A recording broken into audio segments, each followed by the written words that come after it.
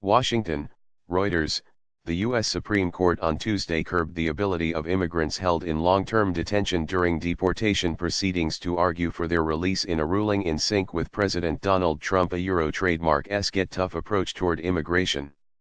The court trademark's conservative justices carried the day in the 5-3 decision that overturned a lower court trademark's ruling that required that immigrants held by the U.S. government who are awaiting the outcome of deportation proceedings get a bond hearing after 6 months of detention to seek their release. The ruling could lead to indefinite detentions of certain classes of immigrants, including some with legal status who the government wants to deport. The court trademark's 5 conservatives were in the majority in the ruling written by Justice Samuel Alito, and 3 liberals dissented, including Justice Stephen Breyer, who sharply criticized the decision. Another liberal, Justice Elena Kagan, did not participate in the ruling. Class action litigation brought by the American Civil Liberties Union challenged the government trademark's practice of placing immigrants facing deportation proceedings in detention for months or years without a chance to argue for release. Breyer said that forbidding bail would likely violate the U.S. Constitution trademark's guarantee of due process under the law.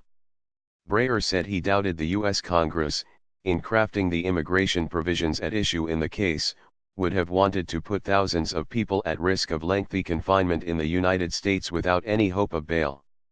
We need only recall the words of the Declaration of Independence, in particular its insistence that all men and women have certain unalienable rights trademark and that among them is the right to liberty, Breyer wrote. But Alito said that the immigration law provisions in question cannot be interpreted to limit the length of detention. He called Breyer trademark's view of the statutes utterly implausible. The case assumed added importance in light of the Trump administration trademark's decision to ramp up immigration enforcement, with growing numbers of people likely to end up in detention awaiting deportation.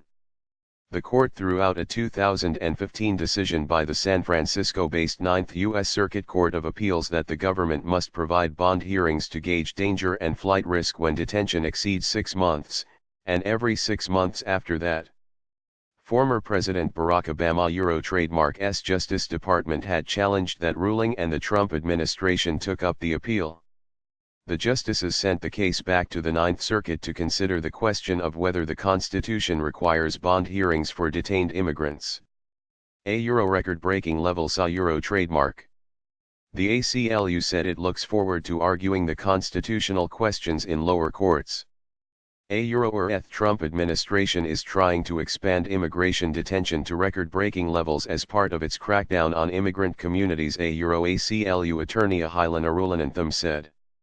There are roughly 36,000 immigrants held in detention in the United States on any given day, and the ACLU estimates that about 10 to 20% have been detained at least 6 months. Those suing included immigrants who were held at the border when seeking illegal entry as well as others, including lawful permanent residents who hold so-called green cards, who have been convicted of crimes. In dissent, Breyer said that asylum seekers or non-citizens who arrive at the U.S. border still have due process rights. We cannot here engage in this legal fiction, Breyer wrote. Whatever the fiction, would the Constitution leave the government free to starve, beat, or lash those held within our boundaries?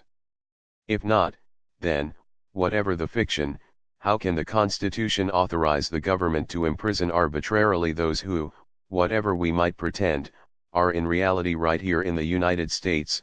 Breyer added, no one can claim, nor since the time of slavery has anyone to my knowledge successfully claimed, that persons held within the United States are totally without constitutional protection.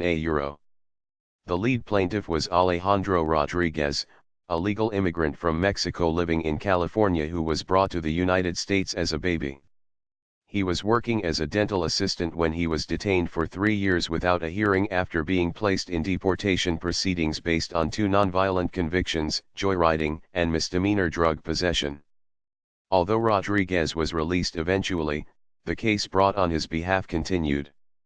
This marked the second time the High Court considered the case. It ordered a new round of arguments after Trump a Euro trademark S conservative appointee Neil Gorsuch joined the bench last year.